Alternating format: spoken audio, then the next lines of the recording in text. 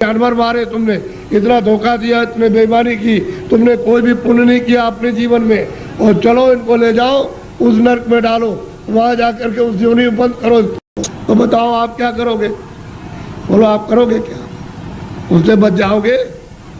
इसलिए जिन जिन देवताओं की आप पूजा करते हो उनसे ये प्रार्थना करो कि हमको ये सद्बुद्धि दो कि हम, मतलब ये है कि कोई धोखा, किसी को बेईमानी न करे, धोखा न दे और अच्छे काम करे। सद्बुद्धि रहेगी तो अच्छा काम करो, आप मेहनत का काम करो, बच्चों की सेवा, आएगा एक सत्कार, और फिर उसके बाद भजन करो कि भजन करने की हमको सद्बुद्धि दीजिए कि कोई महात्मा मिल जाए, या आप ही मुझको रास्ता बता दीजिए तो मैं भजन करने लगूं, तो महात्मा कोई ना कोई मिल जाएंगे, वो रास्ता बता देंगे मनुष्य मंदिर में।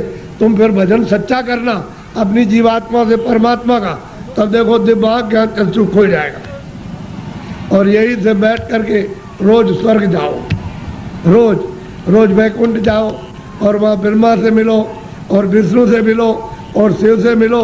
लेकिन आप बाहर से इन चर आँखों से आपको क्या पता है, इधर से गए उधर धोखा देने लगे, उधर किसी का खेत लूटने लगे, किसी को मारपीट करने लगे, तो फिर देवता की पूजा क्या हुई? ये मनुष्य शरीर फिर नहीं मिलेगा आपको, अमोलक दे दिया गया। इसलिए इसको बचाओ। अभी तक जो कुछ भी किया है गुनाह, अब उनको तो छोड़ दो, अच्छे काम करो, अच्छे काम करो, जीवात्मा को जन्म मरण से बचाओ, 84 से नरकों से, नहीं तो ये जाने वाली है। और मनुष्य शरीर ये खाली होने वाला, ये तो किराए का मकान है। ए बच्चे बच्चियों, ये किराए का मकान है, वो ये नहीं देखा गया 2 बरस का है, 4 बरस का है, 10 का है, वो 20 साल का है, 50 का, 100 की पूंजी आपको दी जाती है। जिसकी पूंजी खत्म हुई और फिर खड़ा हो जाएगा, निकलो उसी वक्त निकाल के। तुमको खेत में रहोगे, खेत में, बाहर रिश्तेदारी में आ रहे हो, रास्ते में, वहीं पर उसी जगह पर सो रहे हो, उसी जगह खा रहे हो, पूंजी खत्म हो गई, उस जगह निकाल बाहर करें। बताओ फिर आप क्या ले आए थे? अच्छा क्या ले जाओगे बताओ? ये किराए का मकान हमारा भी है, हमको भी है खाली कर दो, क्या हम ले जाएंगे? हमारा ये भी नहीं जाएगा, इसके साथ कुछ और जाएगा, एक सुई की नोक नहीं जाएगी। जब ये नहीं जाएगा, वो सामान तो वो पड़ा, ये पड़ा, इसको उठा करके उधर जंगल में फूंक देंगे, उधर ले जा करके, तो न ये सामान मिलेगा और न ये उससे मिलेगा, न ये उसको देख सकता है, न सामान इसको देख सकता है। ये भी जड़ है और सामान भी जड़ है। तो फिर चेतन में आप बेचारे, चेतन को आपने क्या किया? गड्ढे में डाल दिया। इस चेतन की पूजा तब होगी जब चेतन को जगा लो, जीवात्मा को जगाओ, और दरवाजे पर दोनों आंखों के मध्य में जाग जाए, उसकी गंदगी दूर हो जाए, तब परमात्मा की पूजा करो, तब मिले। सुलभ है, सीधा है, आसान, सब कर सकते हैं, स्त्री बच्चे पुरुष, खेत में खलिहान में, घर में, सुबह और शाम। तुम 1 घंटा समय नहीं निकाल सकते हो 24 घंटे में परमात्मा को प्राप्त करने के लिए, और बस इसी में समय सो करके और खा पी करके बिता रहे। ये धिक्कार है ऐसे जीवन को। तो देवी देवताओं से जिनको आप मानते चले आओ, उससे प्रार्थना करो कि हमको सद्बुद्धि दीजिए कि हम भौतिक चीज़ें समझ सकें, और फिर अपनी जीवात्मा को जगाने के लिए कोई ऐसा रास्ता हमको दिखा दीजिए, सुझाव हमको दे दीजिए, तो हम वहाँ पहुँच जाए, वहाँ रास्ता पा करके रास्ते से निकल जाए। तब ये जीवात्मा की गति यानी होगी छुटकारा, तब इसको छुटकारा होगा, तब मुक्ति और मोक्ष मिलेगी।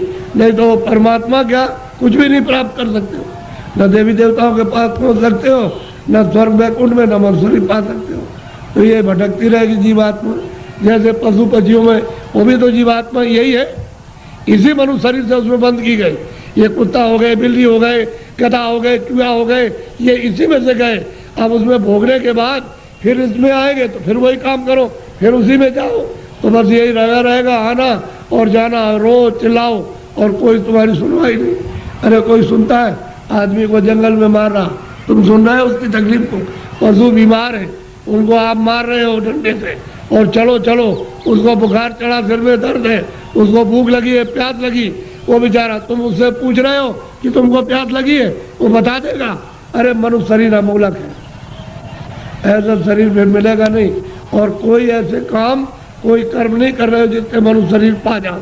जो भी कर्म करते हो मनुष्य शरीर से नीचे जाने के, चारों खानों में जाने के और नरकों में जाने के काम कर रहे हो, तब आपको उस समय पर कोई बचाएगा नहीं, न रिश्तेदार, न भाई, न बहन, न पति, न पत्नी, न बच्चे, न बच्चों को माँ बाप, कोई न धन न दौलत, कौन इसको बचाएगा? सभी अलग अलग पड़े, सब अलग हो जाते हैं। इसलिए आप लोग थोड़ा सा कुछ समझ लो कि मैं किस लिए आया हूँ।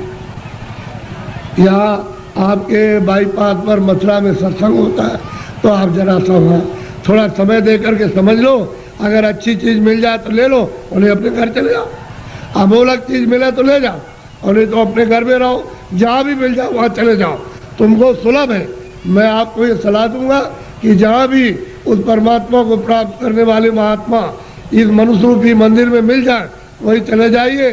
तो ये खड़ेर हो गया है, ये मंदिर, ये मनुष्य मंदिर खड़ेर है, इसमें सब बुरी बुरी चीज़ें भरी है, और उनके द्वारा ये निकल जाएगा तो साफ सुथरा, बड़ा सुंदर, बड़ा अच्छा लगेगा उस समय पर। और जीव आत्मा जाग जाएगी तो जगमग जगमग जगमग अंधेरे का नाम नहीं रहेगा, बाहर भी उजाला, अंदर भी उजाला।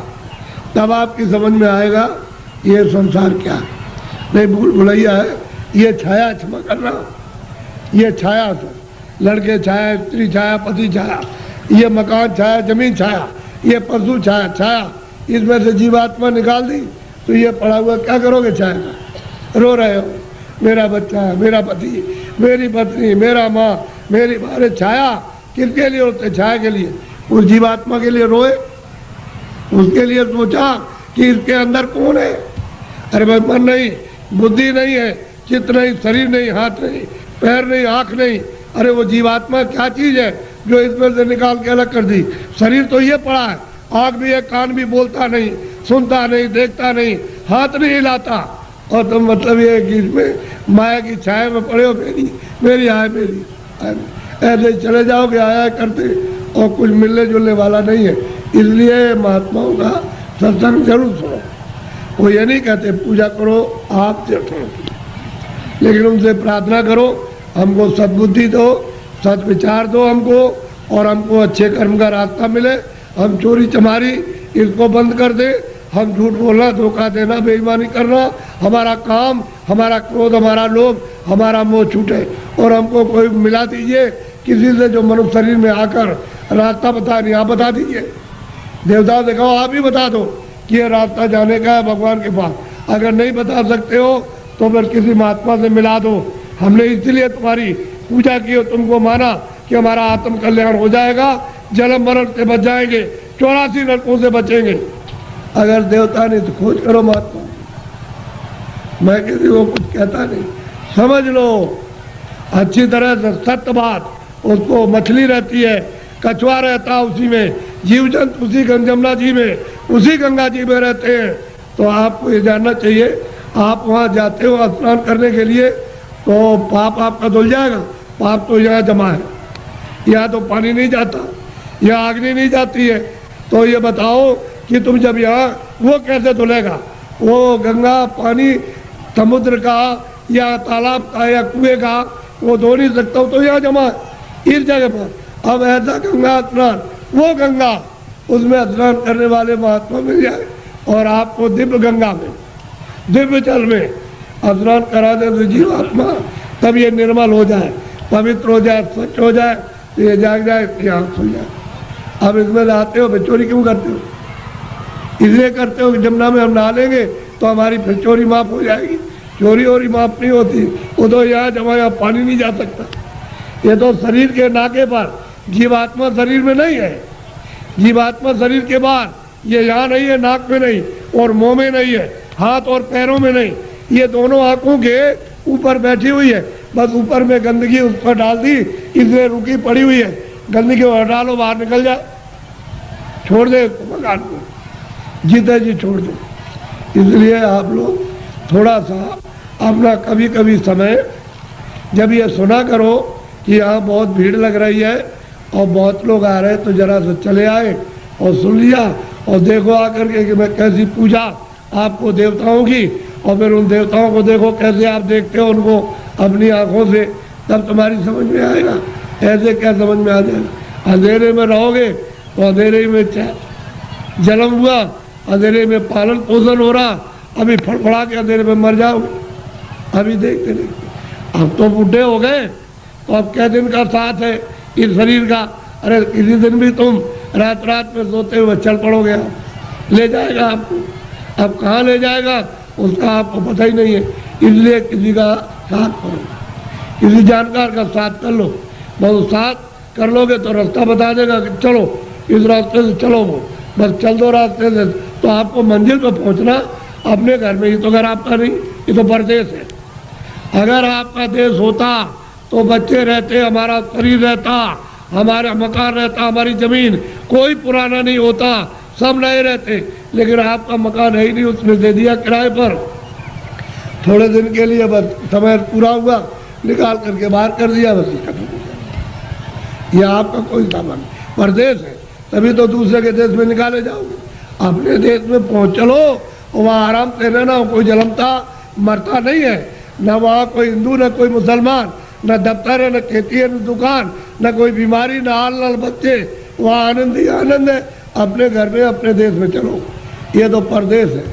परदेश में आकर के कितने जो और कितने जल बीत गए ठोकर खाते, अभी तक किनारे पर नहीं आए और मनुष्य शरीर पाया और फिर उधर ही लौटे जा रहे हो, नीचे चले जा रहे हो 84 में नरकों में। अरे भाई मनुष्य शरीर में आए, ऊपर चलो अपने घर की तरफ। बड़ा सीधा साधा, तो लड़ो झगड़ो मत, प्रेम से रहो। गांव गांव की लड़ाइयाँ बंद करो, उससे आपको कुछ नहीं मिला। जब गांव में लड़ाई हुई तो घर घर में बैर होने लगा, अब घर घर में लड़ाई होने लगी, और घर घर की लड़ाई अब अपने मन से लड़ रहे हो, और सारा जीवन आपने अशांतमय अपना कर दिया। न सोने में शांति, न कहीं जाने में, न कहीं बैठने में, न किसी से बोलने में, और न किसी देवता के पास में। ऐसा तुमने मकान में ऐसा कुचड़ा बढ़ा, बिल्कुल अशांति की ज्वाला जलने लगी। तो लड़ाई झगड़ा बंद करो, मारपीट बंद कर दो, आपस में घर में प्रेम से रहो। सब लोग भाई बहन बच्चे बच्चे सब प्रेम से, अगल बगल में प्रेम से रहो। फिर गांव में सबसे प्रेम हो जाए, एक दूसरे के काम आओ, एक दूसरे की सेवा करो, और एक दूसरे का मान मर्यादा ये सब कुछ रखो। तभी अगर मनुष्य का तुम क्षणिक सुख लेना चाहते हो, शांति और आनंद का, तो आपको मिलेगा। लेकिन ये क्षणिक है। जब तक जीवात्मा मनुष्य मंदिर में जगाओगे नहीं और दिव्य नेत्र नहीं खोलोगे, तब तक तुमको आत्म और परमात्म शांति नहीं मिल सकती। ये कुछ नहीं, ये तो इंद्रियों की क्षणिक, यानी ठंडक आ रही है, उससे मन इंद्रियों के दरवाजों पर बैठ करके वो क्षणिक रस लेता है कि और मिल जाएगा, और मिल जाएगा, धन में और मिलेगा, बच्चे में और मिल जाएगा, इसमें और मिलेगा, उसमें मिल जाएगा, उस काम में व्यापार में मिल जाएगा। मिलता तब कुछ नहीं, सिवाय तकलीफ के और कुछ आनंद नहीं मिलता। और आपने सब प्रयास किस लिए किया? सुख मिले, हमको शांति मिले, हमको आनंद मिले, और उसमें से इतना सब कुछ करने के बाद न शांति मिली, न सुख मिला, न आनंद मिला, न ज्ञान मिला, और आग जलने लगी। ऐसा जीवन आपका बड़ा ही कलुषित और बहुत ही मतलब खतरनाक, अपनी आत्मा को गड्ढे के गिराने में हो गया है, और दरवाजे बैठ गए अब जाने वाली। इसलिए बचो, अभी बच सकते हो मनुष्य शरीर में, और बाद में फिर बचने का रास्ता नहीं। इसलिए इसको सोचो कि मैं कहाँ से आया हूँ, मैं किस लिए मनुष्य शरीर में आया, फिर मैं अगर जाऊँगा तो कहाँ जाऊँगा। ये तीनों प्रश्न तुम किसी से करने लगो, और जो इसका जानकार होगा कि तुम वहाँ से आए हो, इसलिए आए हो, और तुम कहाँ जा रहे हो, ये तीनों चीज़ें आपकी बता देगा। तब आपकी समस्या का, बुद्धि का असल में सच्चा विवेक तब आएगा, और तब समझोगे आप। वो बताएगा देखो ये कुछ नहीं है, ये कुछ नहीं है, तुम कहाँ से आए, बताएगा वहाँ सब कुछ है, यहाँ से वहाँ चलो, वहाँ सब धन है, सब सुख है, सब आनंद है, सब शक्ति है, सब ज्ञान है, और सब सुंदरता है, अमृत वहाँ भरा हुआ, सागर भरा, सब बताएगा आपको। लेकिन जब नहीं मिलेगा कोई, तो जीवन चला जाएगा बेकार, व्यर्थ खो दिया आपने। ये जवानी और शरीर, जवानी भी गई, बचपन तो कुछ कर नहीं सकता है, बालावस्था तो कुछ नहीं करती, किशोर भी नहीं, जवानी में आए, और बुढ़ापा भी कुछ नहीं कर सकता। तो जवानी में मस्ती में, बेकार में, उलझन में आपने खत्म कर दी। अब आगे चलने के देने, तो फिर तुम्हारे बच्चे ही जवाब देने लगे, अरे उधर बैठ जा, तुमने जवानी में बहुत कुछ किया। तो आपको हो जाएगी तकलीफ, कहते हो मेरा बच्चा और मुझसे इस तरह से कह रहा, अब वो जमानी का उस पर जोम चढ़ा है, तुम पर बुढ़ापा आ गया, अलग कर दे।